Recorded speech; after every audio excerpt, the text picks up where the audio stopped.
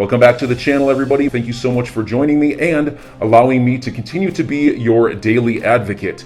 If you're new here or you're not subscribed for any reason, please do me a huge favor and hit the subscribe button. Thank you to all of you who have been watching and following me for so long. It truly means a lot, and I'm glad that I can be this person. Here we go. Executive order coming this week that will outline the U.S. government strategy for cryptocurrencies. What are we talking about? We're talking about President Biden over here. He's putting out his crypto orders. Supposedly he's about to sign off on his paperwork. Blockwork puts out the tweet. He's going to sign his executive order this week outlining the government's crypto strategy. What I'm hearing is that they aren't going to be too harsh on Bitcoin, which means what? Which means this could be the start of the next bull cycle and the next cycle up. Once these regs are done, we can get a flood of money from the states entering this space, and we could even see some institutional money come in, because the next major push-up that I believe that we're going to see is going to be institutional money. Why do I say that? Well, it's pretty simple, folks. What lawsuit do we currently have going on right now? The biggest lawsuit in all of crypto, Ripple versus the SEC. What happens when that lawsuit comes to an end? Well, if you believe, like me, if you've done the research, if you've seen everything out there, if you are a firm believer that Ripple wins this case and XRP gets clarity, well, then XRP will become the first digital asset within the United States that has gained regulatory clarity. What happens then? Well, then the institutions can actually buy it and market it. They can't do that with Bitcoin. They can't do it with Ethereum. Why? Because they don't have regulatory clarity on those two assets. You're probably thinking, Van Winkle, listen, buddy, take it easy here. Yes, they do. No, they don't. Because Gensler has been asked 100 times, what is the status of those two? And he refuses to answer. Remember, the Ripple vs. SEC lawsuit has brought to the attention of everyone around the world that the US never gave clarity to these two coins, and that the Hinman speech was his own pure speculation and his words, not the words of the SEC. So when this case does finally wrap up and XRP gets clarity, what happens? Institutions can start buying and marketing XRP and selling it to their clients. What happens then? Money. Mass amounts of money flow into this market, folks. Money like you have never seen before. The retail can only take this thing so high, and we can only carry it for so long. And the institutions are going to step in and they're going to send this thing to the next level, and they're going to take it to the stratosphere. Mark my words. And Johnny Dean puts this out. We're not going to read all of them. If you want to go read them, head over to John's page. 16 facts proving that the case is dead on arrival. Number one, on February 8th, 2012, Jesse Powell and Jen McClain received a legal opinion letter from Perkins Coie informing them if they sell XRP to investors and use the money for operational costs, XRP will likely be an investment contract, aka security. After receiving the above legal opinion letter, Chris Lawson and Jim McCaleb scrapped the old business model and instead seeking VC funding for business operations. Investors will not receive XRP, but instead, they would receive actual shares of the stock in the company Ripple. So right off the rip, Ripple made an adjustment, right? Instead of giving out XRP, that would have been considered an investment contract that would have made XRP security. They scrapped the idea and they gave them stock of the company Ripple. Boom.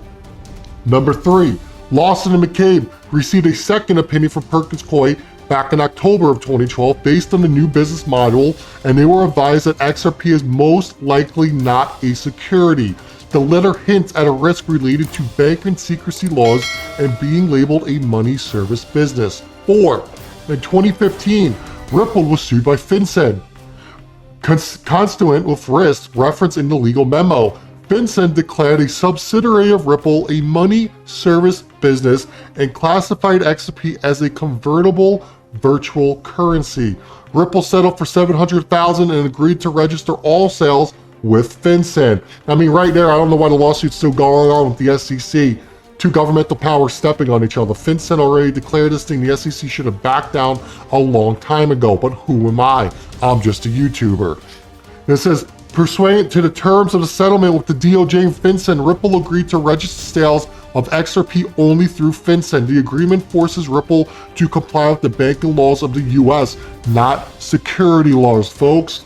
5. On June 13, 2018, SEC lawyers write a legal memo analyzing with rights XRP is a security and does not recommend enforcement. It is clear the SEC's own analysis did not conclude XRP was a security. 1. The SEC would have turned the memo over. 2. They would have informed Ripple. June 14, 2018, Hinman speech. The market absolutely viewed the speech as market guidance. Attorney Nancy Wojas and Wendy Moore participated in the SEC's meeting and described its impact the best. If your platform is slightly more decentralized than Ethereum, then you are free. Listen to this. What's interesting is I don't think Ether is decentralized. I think it's fully functional, but I don't think it's decentralized. But the the division director said it's decentralized. So, hey, look at the metrics for Ether. And hey, you do a little better than that, hey. Then why isn't Ripple? Yeah, and I wonder if they would have said that 3 years back. I mean, now they came back and said Ether is not, it's not a security, but, it's now. How about 3 years back? Would they have the same answer? There's no question. Ethereum violated the law in the SEC's view when it issued its tokens. He said that in the speech, even though consensus says, oh, no, that's not what he said. That's what he said. But then he said, look, the securities laws really, it doesn't add anything now because Ether is decentralized. Again, yeah, exactly. So. I mean, there you freaking go. I don't know what else there is to say here. Listen, I was going to play this clip. I'm going to save it for tomorrow from Brad Gollinghouse. We're going to continue this video. There's a lot to go over here. And then we get this, the esoteric scoop. Turns out that even the staff at the SEC government are confident they will win the case against Ripple. A source close to the SEC tells me Hester Pierce has already expressed privately she thinks the SEC will not get the outcome it's looking for. Are you kidding me?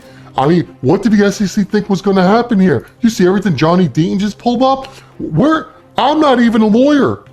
He's a lawyer. He's pulling all this up. Could you imagine what Ripple's lawyers are gathering? And then here we go.